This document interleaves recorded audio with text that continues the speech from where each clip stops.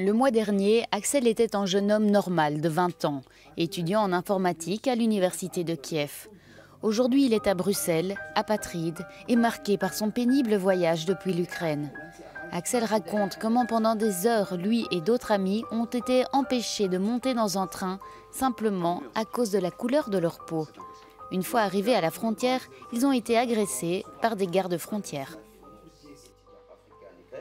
Quand on nous disait d'attendre, il parlait d'abord brutalement, agressivement et aussi avec des gestes. Donc, on est les humains quand même, nos vies aussi comptent. Donc. Des vidéos partagées sur les réseaux sociaux ont montré des personnes noires poussées hors des trains et des animaux mis en priorité avant les personnes de couleur.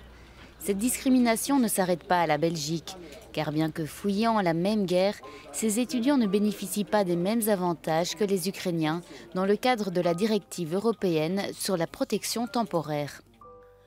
Il y a des Ukrainiens qui sont privilégiés et pourtant nous tous nous venons de l'Ukraine.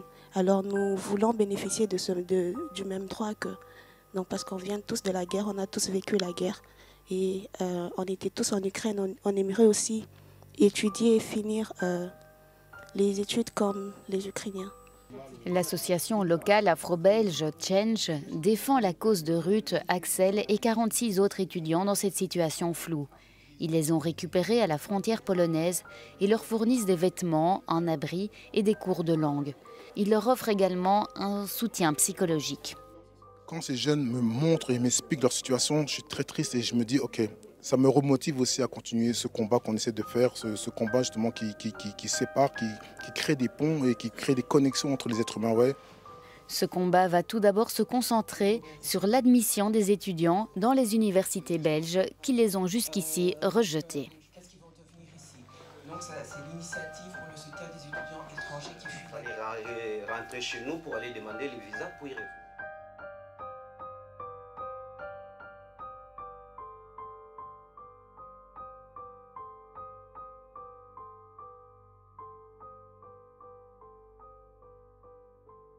Les Ukrainiens peuvent devenir automatiquement des résidents belges. Ça veut dire qu'ils peuvent résider, travailler, mais aussi aller à l'école en Belgique. Mais pourquoi est-ce que ce n'est pas la même chose pour tous les migrants qui fuient la guerre? Cette différence fait polémique, on vous explique pourquoi. Pas question pour les Ukrainiens de prendre la route dans des camionnettes clandestines pour circuler au sein de l'Union européenne. Les trains sont gratuits pour eux dans la plupart des pays.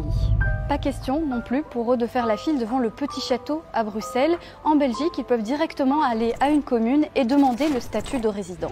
Alors l'Union européenne se montre clairement solidaire. Elle a attribué un statut de protection temporaire aux Ukrainiens. Cette mesure, elle a pour but de protéger toutes les personnes qui fuient une guerre et c'est la première fois qu'elle est enclenchée. Mais pourquoi ne l'a-t-elle pas été pour d'autres guerres? La Syrie, le Yémen, l'Afghanistan? On va écouter l'explication du secrétaire d'État à l'asile et à la migration. On parle très souvent de l'accueil dans la région. C'est important d'accueillir les gens dans la région. Entre Bruxelles et Lviv, en Ukraine, vous savez combien de kilomètres il y a? 1600. Et donc on est la région.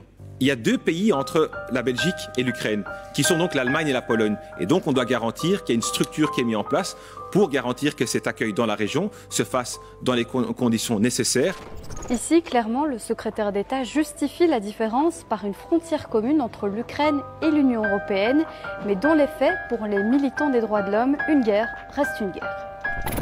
En fait, l'Union européenne, sans le dire, parce qu'elle ne le dit pas comme ça, estime qu'il y a deux types de réfugiés différents, ceux qui viennent de l'Europe et ceux qui viennent d'ailleurs. C'est ce deux poids et deux mesures-là qui frise le racisme institutionnalisé, le racisme d'État, qui évidemment pour tout défenseur des droits humains est absolument inacceptable. C'est la discrimination. Le droit international dit bien que chaque personne qui fuit des combats, qui fuit une situation où il risque sa vie, a le droit de choisir le pays où il veut aller. C'est le droit aussi du pays d'examiner s'il répond bien aux critères de la Convention de Genève. Ce qu'on fait aujourd'hui pour les Ukrainiens, ce n'est que normal, ce sont des réfugiés. Je ne peux que saluer cette décision parce qu'elle est respectueuse des droits humains de ces réfugiés ukrainiens. Donc c'est une bonne chose.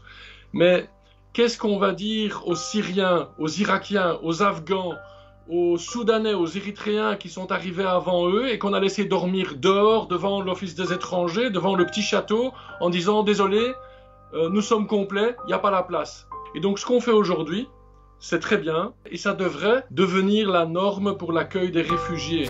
Le message est lancé et il est donc plutôt clair pour les associations de défense des droits de l'homme. Toute personne qui fuit un pays en guerre doit être traitée comme un Ukrainien. Veuillez vous abonner à votre chaîne YouTube Zoom et Focus pour être le premier à recevoir nos nouvelles vidéos. Merci.